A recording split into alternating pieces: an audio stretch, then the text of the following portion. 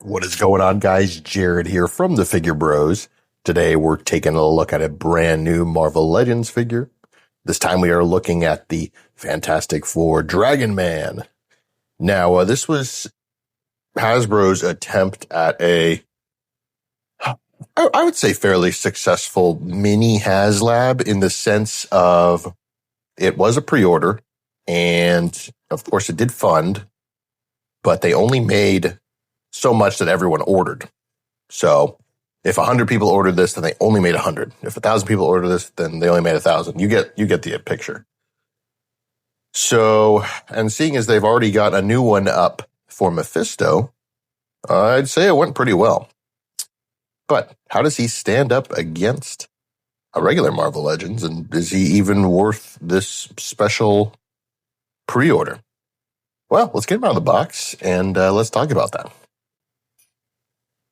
Okay, so here is Dragon Man out of the box. In fact, let's move him back just a little bit because I want to do a quick size comparison. So here he is next to a standard 6-inch Marvel Legends. As you can see, he's pretty freaking tall. I would say to the top of the wings, he's about, 10 inches tall? So yeah, he's a big boy. He's pretty beefy too. So for the sake of ease, I'm going to do this without the wings. The wings can move up and down as we do the articulation. They move out, but that's about it.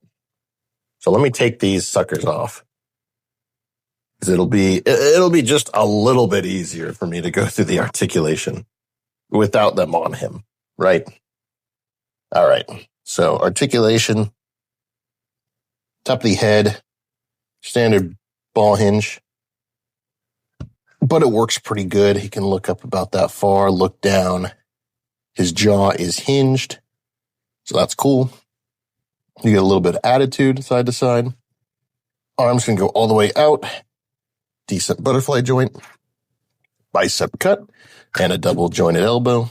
His hands pop off a little too easily for me, but it happens.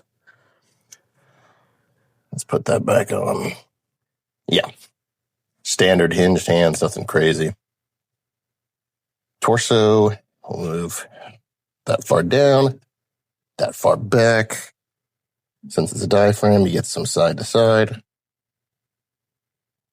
Going down to the waist.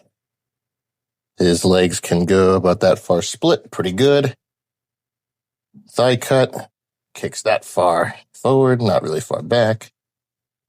Double jointed knees. These are pretty tough, but they work. Pretty decent joint there. Ankle works quite well. It goes that far up, that far back. Get an ankle rocker, and you get a lovely toe hinge.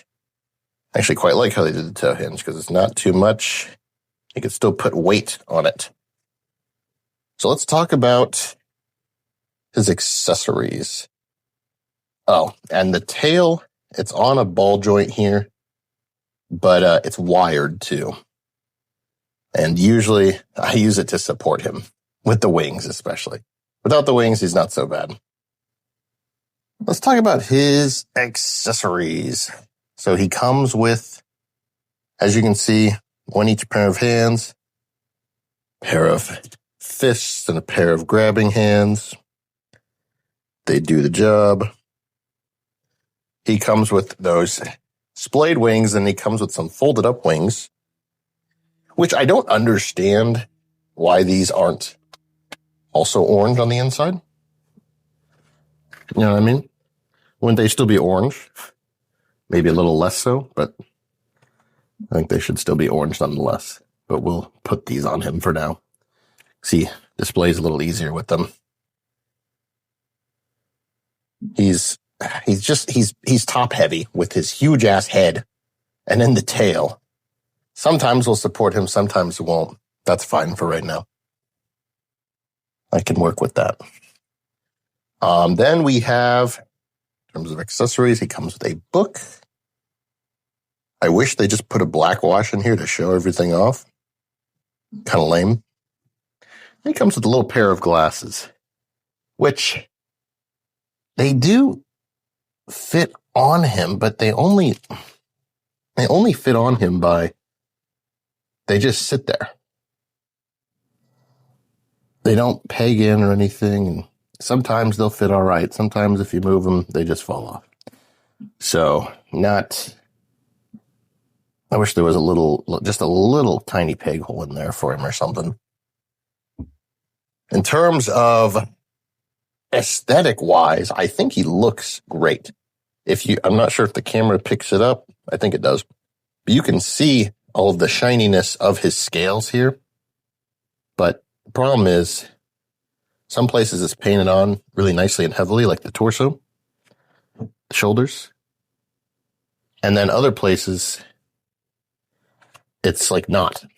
Like you barely see any paint here. Not a lot of paint here. Not a lot of paint here. Not a lot of paint here. So I wish that was done a little bit differently. Otherwise, I do think he looks good. I like the head. Let me move it up a little bit so you can better see it. It's a little difficult to film. He's a big boy, right? I like the head. I think it looks good. I think it looks comic accurate. I wish it had a little more shading on it, a little more detail, because you get a bunch of detail up here. But that's kind of just like smooth and nothing in the back. So I wish there was maybe just a touch more detail, and I wish these like eyebrows that he has were blended in a little better into his head. But otherwise, I really like the aesthetics of this guy. I think he looks good. I mean, he's a big purple dragon guy that's going to really stand out on the shelf. I love how they did the eyes here. His opening mouth is very nice.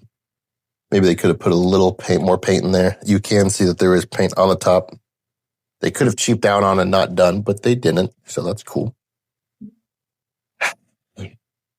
Overall, Dragon Man is a pretty cool figure. I think if you're a big Fantastic Four fan, he's going to be a must-have. I think if you're a big Marvel Legends fan, you might find him to be a must-have. I mean, he's a super, super unique character that's going to really pop on your shelf. Now, whenever Hasbro made this, the price was, I believe it came out to $90. I think $90 for a 10, almost 12-inch figure with a decent spread of accessories. And, I mean, he's huge.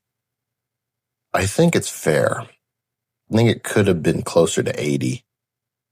Because, you know, we have seen figures like the Hulkbuster, which is objectively a massive figure, come out at that $60 price point.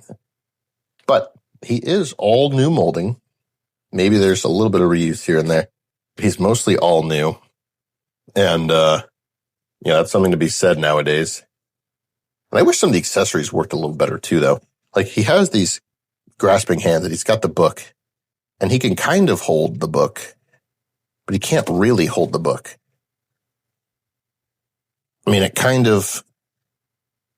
you can kind of get it like this, but even then, who's reading a book like this? But he can't hold it. I just wish there was a more like where he has like his thumb here, some fingers across that. I wish maybe he had, I don't know, a better way to display that faceplate with the glasses. It would have been cooler. Maybe one where it's already pegged in, because, I mean, this already looks like a separate piece as is, right? I'm just thinking out loud. Maybe it's something you could have removed and put back in. But, yeah, I would say overall, Dragon Man gets an 8 out of 10. He's a pretty cool figure. Unfortunately, the aftermarket is not looking great for this guy. If you're wanting them, you're probably going to end up spending a little over $100, maybe more. But that's the way it goes with aftermarket things. Good luck. Think about $130 is probably what you're going to be paying. Is it worth $130? I don't know. I'm going to let you decide that. Personally, I would say no. But in terms of, I talked about this in one of our previous videos. The action figure market is changing. And I would say probably it's changing for the worse, let's be honest. But it is changing, and we need to adapt to these changes. So a huge figure like this coming out at the $90 price point, in terms of changes, I have seen far worse. I have seen better, but I have seen far worse. So I embrace him. I give Dragon Man an 8 out of 10. I still think he's a very fun figure, and I think you're going to enjoy adding him to your collection. Going forward, I recommend supporting these mini HasLab, whatever you want to call them, purely because if you want them later, you're going to have a hard time getting them.